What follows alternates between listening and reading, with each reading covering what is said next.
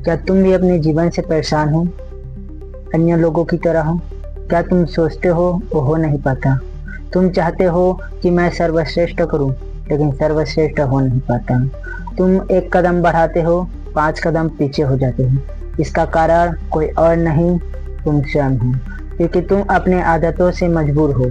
और जिस दिन अपने आदत से तुम छुटकारा पाओगे, उस दिन तुम एक अलग ही अनुभव प्राप्त करोगे।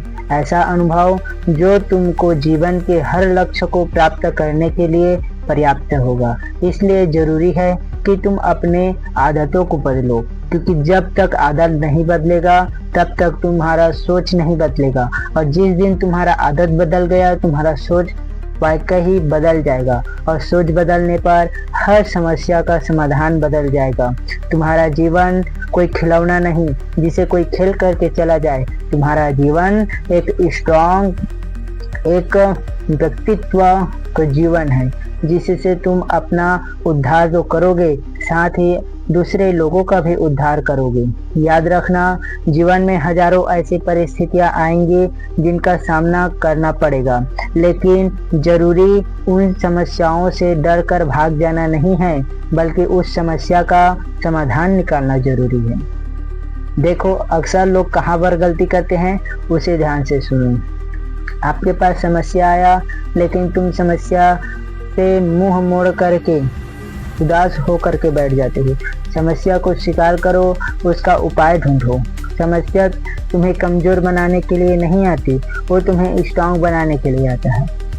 दुनिया में हजारों ऐसे सक्सेसफुल लोग हैं जो अपने दम पर कुछ करके आगे बढ़े हैं। वो एकदम से गरीब थे, लेकिन अपने में वो मूल्य स्थापित किए जो हर कोई नहीं कर सकता।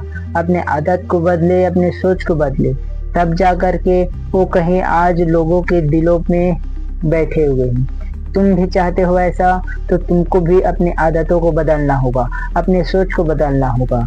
याद रखना, जितने छोटे लोग रहते हैं उतनी ही उनका सोच भी छोटा होता है।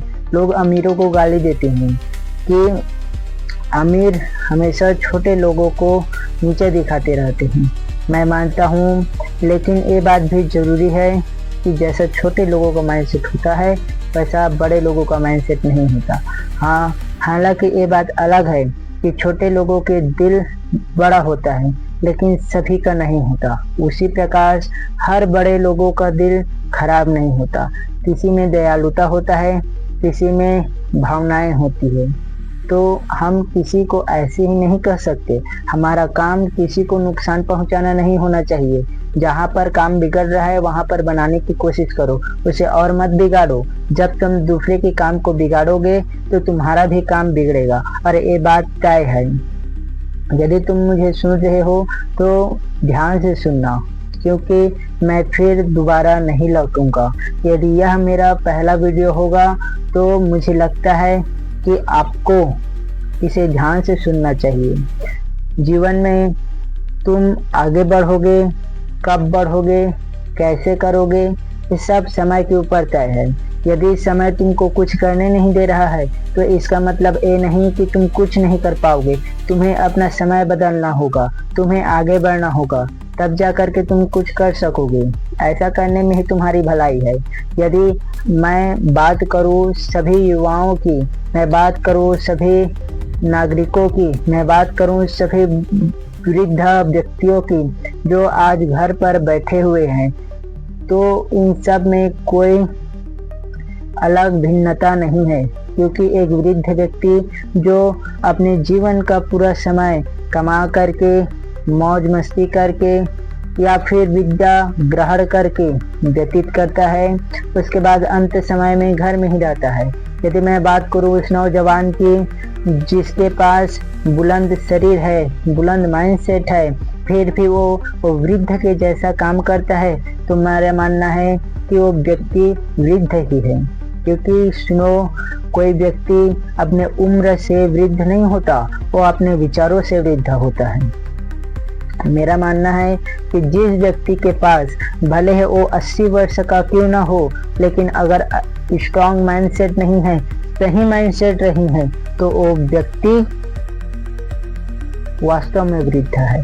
यदि कोई युवक जिसके पास शरीर है, उसके पास ऊर्जा है, फिर भी वो वृद्ध के जैसा माइंडसेट रखता है, विचार रखता है, तो ऐसे में वो युवा भी वृद्ध है। मैं ये नहीं कहता कि वृद्ध लोग अपने शरीर से होते हैं, वृद्ध लोग अपने विचारों से होते हैं। अंतर बस इतना है कि वृद्ध होने पर शरीर काम नहीं करता, लेकिन जिसके पास विचार होते हैं वे वृद्ध होकर भी बड़े से बड़े कामों को आसानी से सफल कर जाते हैं।